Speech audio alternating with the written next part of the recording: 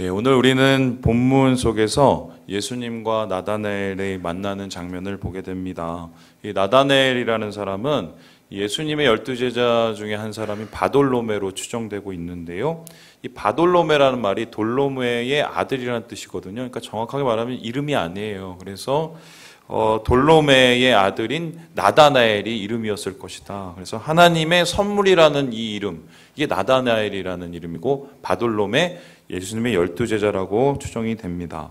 그래서 이 바돌로메는 공간복음마다 12제자의 이름이 거론될 때 항상 나타나 있는데 유감스럽게도 이 바돌로메에 대한 이야기는 많이 나타나 있지 않습니다. 이 요한복음은 공간복음의 간격을 메우는 복음서인데요.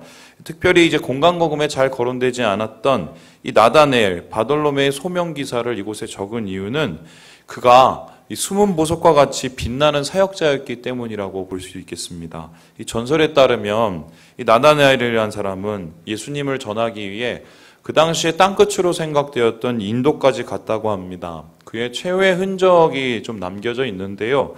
미켈란젤로의 그림에서 발견됩니다. 여기에 보면은 이제 이 바티칸 성당에 그려진 최후의 심판인데요.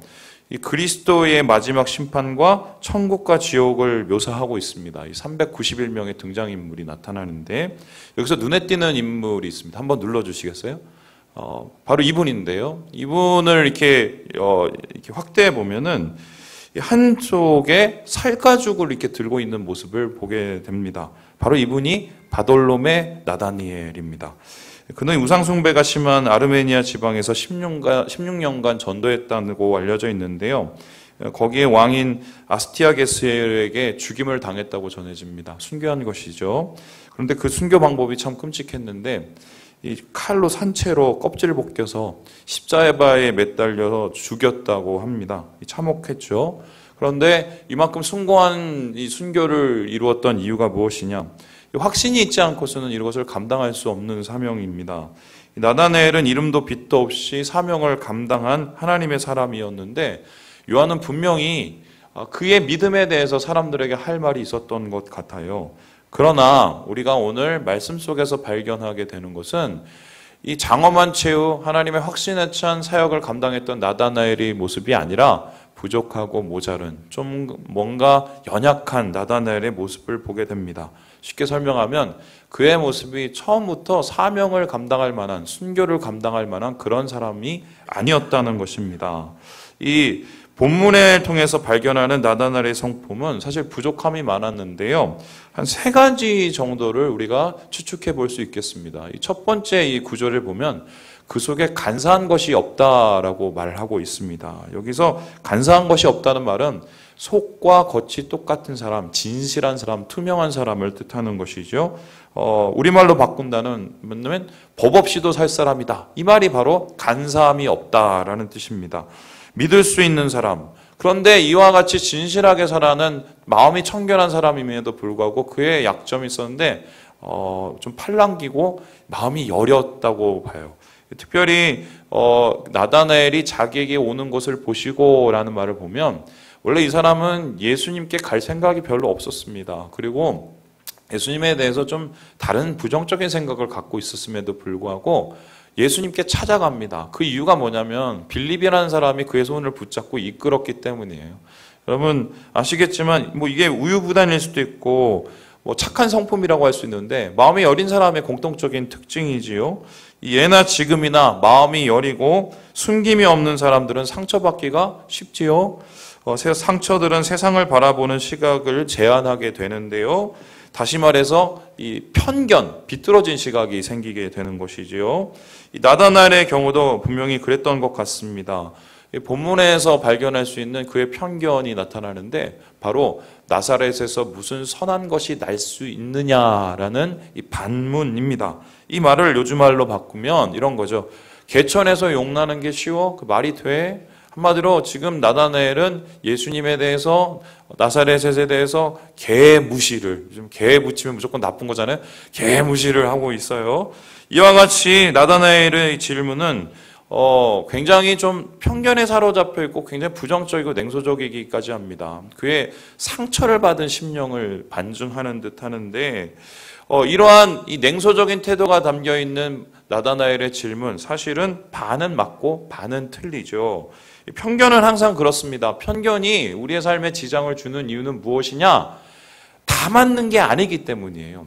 맞는 부분은 문제가 없는데 틀린 부분, 잘못된 이 왜곡된 부분이 우리의 삶을 좀 이상하게 만드는 게 바로 편견의 이 문제이지요. 나다나엘의 경우 편견에 갇힌 이유는 한 세 가지 정도로 볼 수 있습니다. 첫 번째가 뭐냐면 불완전한 지식입니다. 불완전한 지식.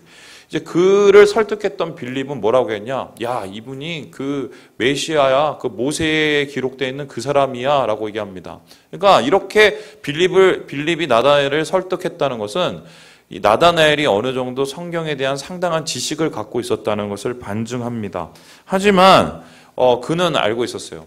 아니, 말이 돼? 나사렛이라는 동네는 성경에도 나타나 있지 않은데 메시아는 베들레헴에서 태어나야 되는데 어떻게 나사렛에서 메시아가 태어나? 이렇게 정확한 얘기를 했습니다. 실제로 미가 선지자는 예언을 했어요. 메시아는 바로 이 베들레헴이라는 동네에서 태어난다. 하지만 이것은 반쪽짜리 진실이었습니다. 왜냐하면 선지자 이사야는 메시아의 사역에 대해서 다음과 같이 이야기하고 있기 때문입니다. 우리 9장 1절을 읽어보지요. 시작. 전에 고통받던 자들에게는 흑암이 없으리로다.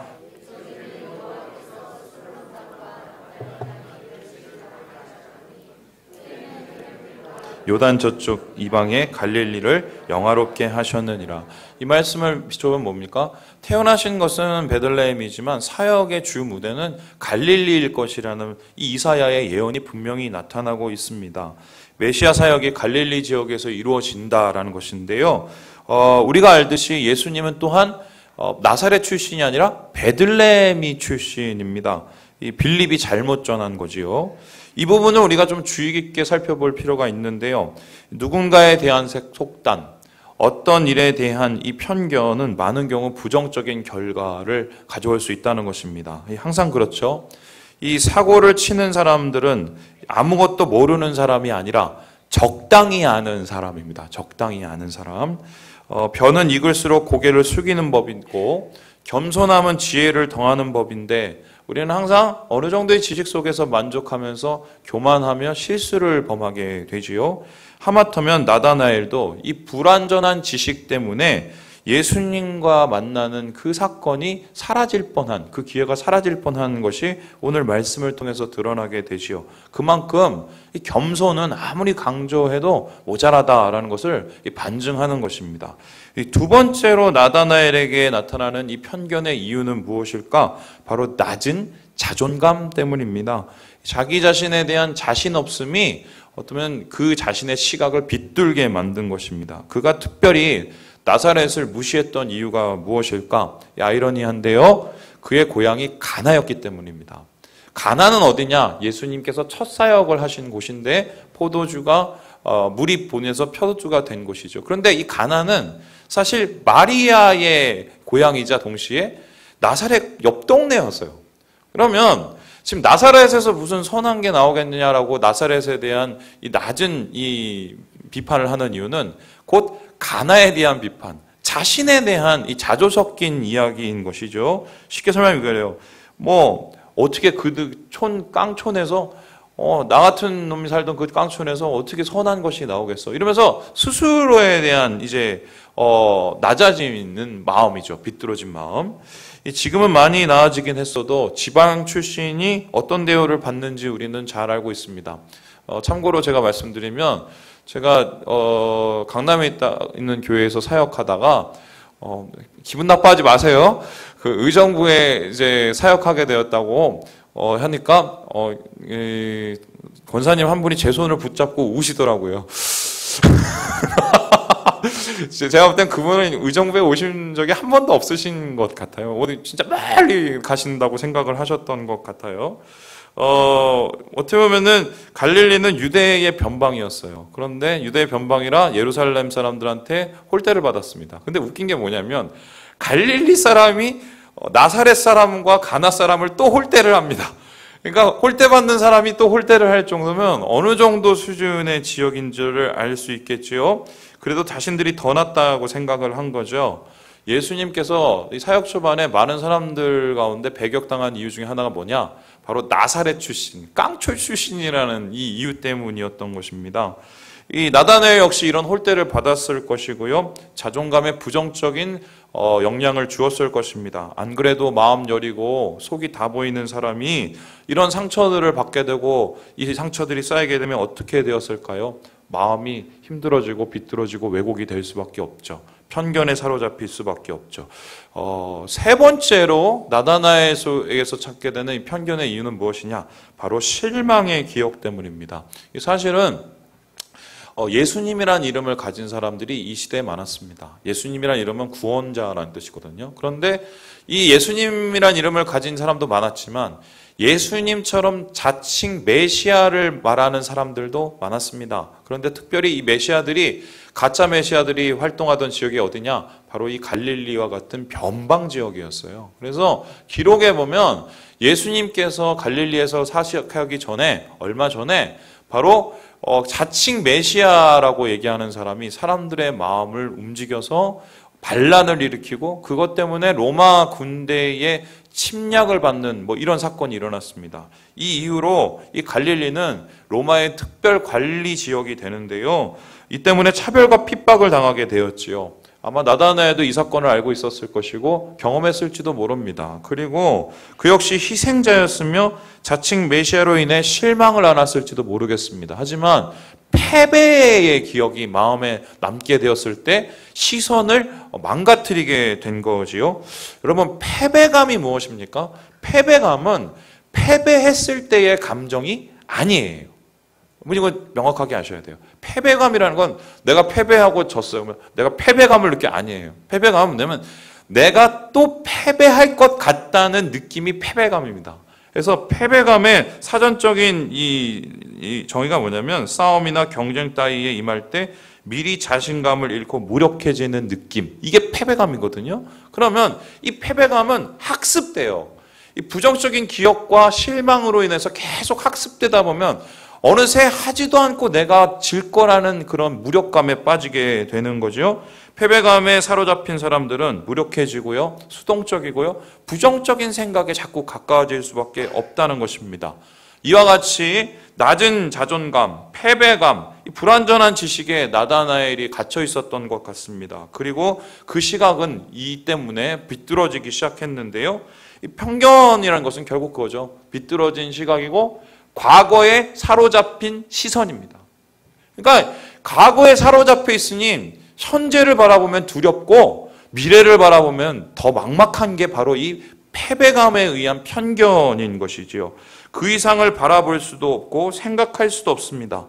여러분이 만일 여러분의 마음 가운데 편견 때문에 고생을 하고 있다면 여러분의 마음이 이렇게 얘기하고 있는 것이에요. 많이 아파, 많이 두려워. 그러니까 내 마음속에 이 경험과 학습에 의한 많은 이 편견의 이 이유들이 쌓여가고 있다는 것입니다. 그런데 문제가 뭐냐면 삶 속에서의 편견, 세상을 바라보는 편견은 그냥 그러고 살면 돼요. 그런데 하나님에 대한 비뚤어진 시각, 하나님에 대한 편견을 가지게 되면 이때부터는 골치 아파지게 됩니다. 목사님, 저는 이제 하나님에 대해서는 편견을 갖지 않아요. 이렇게 말씀하실 수도 있지만 제가 생각할 때 우리 모두는 이런 편견들을 많이 가지고 있습니다. 이런 거예요. 성경을 보고 성경 속에서 하나님의 역사를 경험합니다. 그리고 하나님이 어떤 분이라는 거 압니다. 근데 세상 속에서 나가서 어떻게 돼요? 그 하나님에 의지하거나 찾지 않습니다. 왜요? 하나님이 여기서는 별로 힘이 없을 거라고 생각하거나 내가 또 실패할 수도 있을 거라는 생각이 있기 때문이죠. 그래서요, 이 편견에 붙잡힌, 이 신앙적인 편견에 붙잡힌 사람은 하나님의 능력을 제한하게 됩니다. 그리고 하나님에 대한 비뚤어진 시각 때문에 부정적인 이 믿음 가운데 빠지게 되지요. 이 철로 역정의 작가인 존 버넌이라는 분이 우리의 영적인 어떤 전쟁을 다루면서 거룩한 전쟁이라는 책을 썼는데요. 이게 풍요적인 소설이에요. 근데 여기에서 이 편견에 대해서 이렇게 이야기를 하고 있습니다. 우리 같이 한번 읽어보죠. 시작. 디아블로스는 이 세력에 저항하기 위해서 마을 사람들이 무장하도록 하고 그들의 양심을 완악하게 하며 그러는 나이 많은 편견시 수하의 말을 듣지 못하는 사람들을 귀문에 두어 경비하게 하고 이 중요한 문 위에 두 개의 대단한 대포인 자고한 마음과 무모함을 배치합니다. 이 추상적인 개념을 의인화한 이 풍요소설인데요. 여기서 디아블로스라는 것은 뭐냐면 사탄인데요. 사탄이 우리 마음 가운데 주님의 복음이 들리는 것을 지금 막고 있다는 거예요. 근데 어떻게 막느냐? 편견을 통해서 막는다는 거예요. 비뚤어진 시각을 통해서. 근데 이 비뚤어진 시각이 어떻게 우리를 막고 있느냐? 바로 영적인 귀를 막고 눈을 가리고 그리고 자기 고집에 붙잡히게 만듭니다. 그리고 이 고집에 붙잡혀서 하지 않아도 될 무모한 행동들을 하게 만드는 게 바로 이런 편견이 주는 폐해라는 것입니다. 이런 영적인 편견에 사로잡히면 하나님과의 관계도 무너지고 하나님과의 능력도 제한되고 신앙생활의 기쁨도 앗아가게 됩니다. 지금 오늘 나다나엘은 그러한 편견이 주는 부정적인 폐해들에 사로잡혀 있는 그런 어려운 상황에 있는 것입니다. 자, 그렇다면은 이제 질문을 해봅니다. 이러한 이 편견 혹은 신앙적인 편견에서 벗어나서 영적인 자유를 누릴 수 있는 방법은 무엇일까? 본문은 이에 대해서 한 가지의 방법만 제시하고 있어요. 우리 함께 46절을 읽어보겠습니다. 시작. 나다나엘이 이르되 나사렛에서 무슨 선한 것이 날 수 있느냐? 어떻게 해요? 와서 보는 것. 와서 본다는 것은 어떤 뜻이에요? 온다는 것은 움직이는 거예요. 본다는 것은 경험하는 거예요. 그래서 이 편견에 사로잡혀 있는 사람들이 그 편견이 주는 침체에서 벗어날 수 있는 방법은 무엇이냐? 한마디로 실제적인 행동이에요. 생각을 넘어선 행동, 추상을 넘어선 인격적인 만남이 우리를 비뚤어진 시각의 폐해로부터 벗어나게 한다는 것입니다. 우리는 때때로 삶 속에서 경험을 하지요. 백문이 불여일견. 그리고 우리가 생각하는 것보다 현실은 좀 괜찮다는 생각을 우리가 경험할 때가 있습니다. 편견에 의한 영적인 무력감에 벗어나는 방법. 일어나서 보고 가서 보는 거예요. 와서 보라는 제안은 사실 빌립의 말이 아니라 빌립이 들었던 말이에요. 빌립과 베드로가 예수님을 찾아갔어요. 예수님 사시는 곳은 어디십니까? 이 소리는 뭐예요? 우린 주님에 대해서 잘 알고 싶습니다. 라고 했어요. 그랬더니 예수님께서 하신 말씀이 뭐예요? 와서 봐라! 막 그렇게 말만 하지 말고 와서 봐! 이러면서 그들을 이끌고 가셨어요. 똑같이 빌립은 그 이야기를 나다나엘에게 얘기하고 있습니다. 너에게 붙잡고 있는 그 편견, 부정적인 감정들, 패배감들 다 좋은데 일단 와서 부딪혀 보라는 거예요. 내가 주님을 그렇게 만났듯이 행동하고 또한 인격적으로 만나면서 하나님을 경험해 보라는 것입니다. 그렇습니다. 믿음은 항상 행동이 필요하지요. 행함이 없는 믿음은 뭐예요? 죽은 것이에요. 왜입니까? 머릿속에 머물러 있기 때문입니다. 아무리 성경적 지식이 많고 해박한 지혜가 많아도 머릿속에서 머물러 있으면은 세상을 움직일 수 없어요. 우리의 삶을 변화시킬 수 없어요. 기독교가 종교가 아니라 신앙이라는 말을 많이 들었지요. 그 이유는 무엇입니까? 우리는 교리를 믿는 게 아니라 예수님을 믿습니다. 성경을 믿는 게 아니라 성경에서 나타나신 예수님을 만나는 게 신앙이에요. 여러분, 우리가 우리의 삶 가운데 가장 착각하는 게 뭐냐면 지식이 신앙을 성장시켜 줄 거라고 생각을 합니다. 근데 아니에요. 우리가 말씀 읽는 이유도 기도를 하는 이유도 무엇인가? 예수님 만나기 위해서거든요. 그래서 솔직하게 우리의 마음을 들여다보아야 돼요. 나는 지금 예수님을 만나고 있는가? 나는 지금 주님이 내 마음에 계신가? 또한 하나님의 감동이 나를 움직이고 있는가? 이 질문을 계속 우리가 던져야 우리의 삶에 진짜 살아있는 신앙을 우리가 경험하게 된다는 것입니다. 만약 그것이 아니라면 뿌리부터 좀 심각하게 고민할 필요가 있어요. 만남은 믿음이고 또한 행동은 믿음이기 때문에 바로 주님께서는 오늘 이 편견에 사로잡히고 부정적인 시각에 사로잡혀 있는 나다나엘에게 와서 봐라, 움직여라, 만나라, 경험하라고 도전하고 계신 것입니다. 자, 그런데 이러한 예수님의 제안을 받고 나아간 이 나다나엘, 거기서 무엇을 보았습니까? 예수님께서 그를 보시고 그를 아시고 그를 일으켜 세우셨어요. 우리 함께 48절의 말씀을 같이 한번 읽어봅니다. 시작. 나다나엘이 이르되 어떻게 나를 아시나이까? 예수께서 대답하여 이르시되 빌립이 너를 부르기 전에. 예수님께서 말씀하셨습니다. 내가 너를 안다. 너희가 너를 와서 보기 전부터 너를 알고 있다. 그리고 내가 너를 변화시키기 위해서 이곳에서 준비하고 있었다라고 얘기했습니다. 그런데 예수님의 변화라는 것은 뭐예요? 무화과 나무 아래에 있는 그를 무화과 나무 아래에서 벗어나서 새로운 하늘, 새로운 세상으로 인도해 주시겠다는 거예요. 그렇다면은 무화과 나무라는 것은 도대체 나다나엘에게 어떤 곳이었을까? 어떤 곳이었을까? 여러분, 이 보는 것이 바로 무화과 나무인데요. 보통 4m에서 5m 정도 자라나고 있습니다. 그런데 이 나무의 특징이 뭐냐면 넓은 가지고 그다음에 넓은 잎사귀입니다. 8m에서 10m의 가지가 뻗쳐진다고 하는데요. 잎사귀가 넓어서 그늘이 조용하고 아늑하기까지 합니다. 뿐만 아니라 철을 따라 2번씩 열매를 맺으니까 이 나그네들이 이곳에서 쉬기가 편했어요. 그런데 이 무화과 나무는 사실 개인적인 공간으로 많이 애용되었다고 합니다. 보통 이 유대의 집안은 원룸이었는데 열악했죠. 그리고 통풍도 잘 안 되고. 그러니까 사람들이 이제 무더운 후덥지근한 여름이 되면은 무화과 나무 아래 앉아서 개인적인 시간을 보내며 묵상과 쉼을 얻었다고 전해집니다. 요즘으로 말하면 조용한 카페나 쉼의 공간을 의미하는 것이죠. 그런데 나다나엘에게 이 무화과 나무 아래는 더 특별했던 것 같습니다. 비밀스러운 무엇인가가 있었던 것 같아요. 그래서 예수님께서 거기서 그를 보았다는 그 말에 그의 마음이 무너지는 것이거든요. 그래서 그러면 여기서 그는 뭘 했길래, 어떤 일이 있었길래 이 마음이 무너졌을까? 이 나다나엘에게 무화과 나무 아래란 3가지 의미인데요. 묵상의 자리, 한계의 자리, 기다림의 자리라고 볼 수 있어요. 나다나엘의 아래란, 먼저 이 무화과 나무 아래란 묵상의 자리인데, 이 무화과 나무 아래에 앉다라는 말 자체가 이미 유대 전통에서 묵상하다라는 뜻입니다.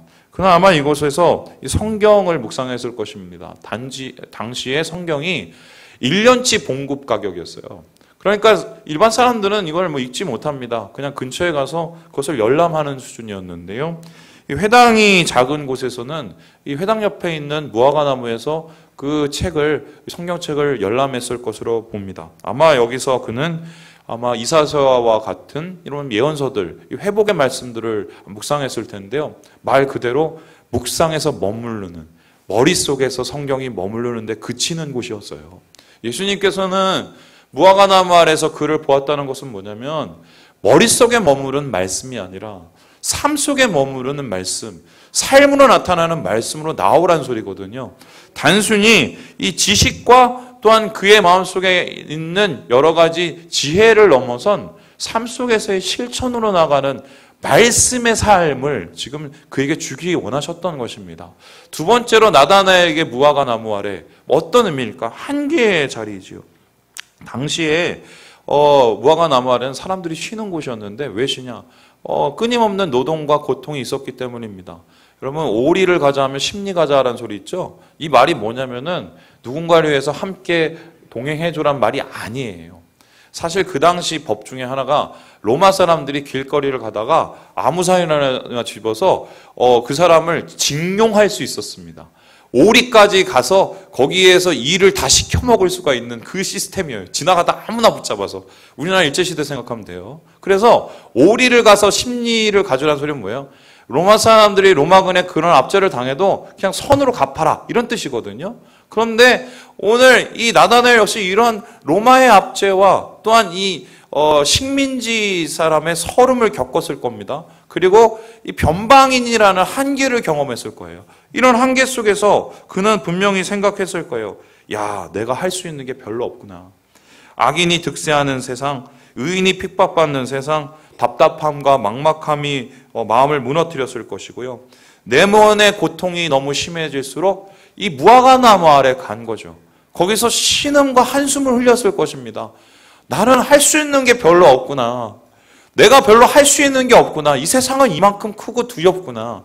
하나님께서는 이 무화과나무 아래에 있는 이 한계의 자리, 이 신음을 들으시고 한숨을 드시고 그를 벗어나게 하셔서 한계를 뛰어넘는 주님의 능력을 경험하게 하시기 원하셨던 거예요. 그래서 하나님께서는 그의 한숨이 하나님을 향한 찬양으로 변화되기 원하셨기 때문에 그를 무화과나무 아래에서 보았다고 말씀하신 것입니다. 마지막으로 이 나다나엘에게 무화과나무 아래란 무엇인가? 바로 기다림의 자리였다는 것입니다.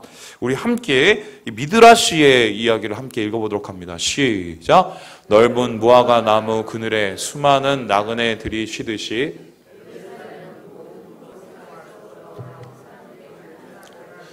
미드라시가 뭐냐면 이제 성서 해설집, 요즘 말하면은 강해집 이런 건데요.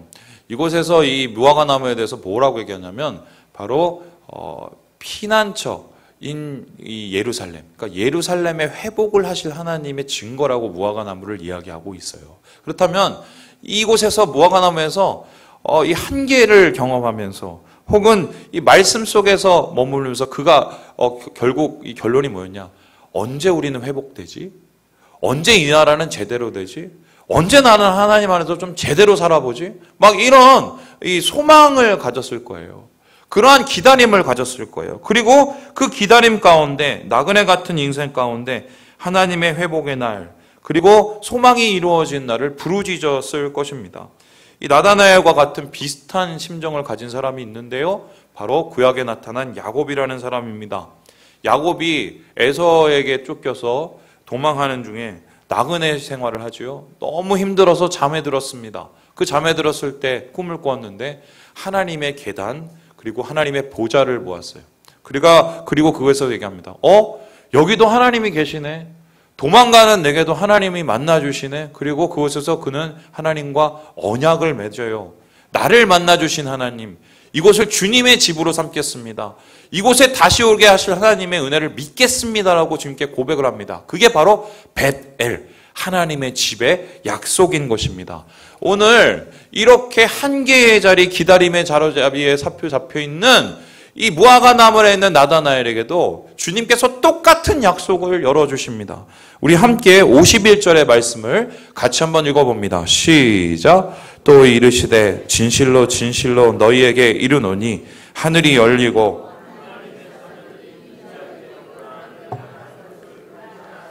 야곱에게 주셨던 베델의 약속이 새롭게 갱신되고 있는 것이에요. 주님께서는 야곱에게 하셨던 그 약속과 그 축복을 나다나엘에게도 똑같이 주십니다. 어떻게 주십니까? 눈을 열어라. 또한 새하늘과 새 땅을 바라보라. 새 삶을 열어라 라고 말하고 있는 거예요. 어떻게요? 편견에서 벗어나야, 비뚤어진 시각을 내려놓아야, 내 안에 갇혀있던 생각을 내려놓고 하나님의 나라, 하늘나라를 바라보아야, 우리의 눈을 들어 주의 보좌를 바라보아야 이 새하늘과 새 땅과 새 삶이 열린다고 나다나엘에게 이야기를 하고 있는 것입니다. 그래서요, 결론적으로 와서 본 나다나엘에게 예수님께서 주신 선물은 무엇이냐? 소망이에요. 믿음의 시선이에요. 믿음의 시선이 열릴 때, 복음이 열리고 복음을 받아들일 때 마음의 상처가 치유되고, 마음의 상처가 치유될 때 새 길과 새 사명이 열리게 됩니다. 여러분, 저는 오늘 이 말로 말씀을 맞추고 싶은데요. 좀 비뚤어진 시각, 우리를 가다놓는 이 세상의 시각을 우리가 버려야 돼요. 눈을 들어야 돼요. 시선을 하나님 앞에 향하면서 하늘에서 오르락내리락거리면서 주님의 길이 열리는 예수 그리스도를 바라봐야 우리의 삶 가운데 능력이 일어나고 소망을 바라볼 수 있게 되는 것입니다. 여러분, 주님 안에서 이 소망을 누리시기를 주님의 이름으로 축원합니다. 하나님 안에서 새로운 시작과 새로운 소망으로 우리의 새 삶을 여시는 축복을 누리시는 사랑하는 모든 형제자매 되시기를 주님의 이름으로 축원합니다. 기도하겠습니다.